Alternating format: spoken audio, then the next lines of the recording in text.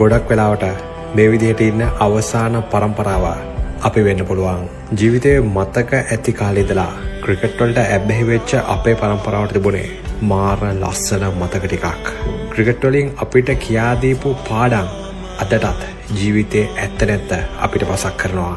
ඒ ලස්සන මතක තව තවත් එකතු කරන අවසාන පරම්පරාව අපි වෙන්න පුළුවන්. අපිට අම්මලා තාත්තලා ජය පරාජය කියලා දුන්නත් ජය පරාජය දැනෙන විදිහට අපිට කියලා දුන්න ක්‍රීඩාව ක්‍රිකට්.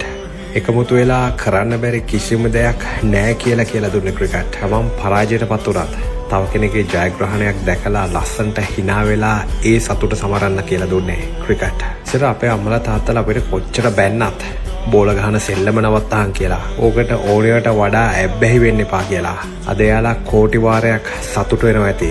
අපි ක්‍රිකට් වලට විතරක් ඇබ්බැහි වෙච්ච එකට.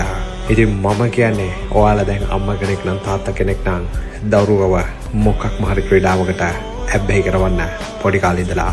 මොකද ක්‍රීඩාවකින් ජීවිතයට කියලා දෙන පාඩම් මිල කරන්න බැරි තරම් වටිනවා.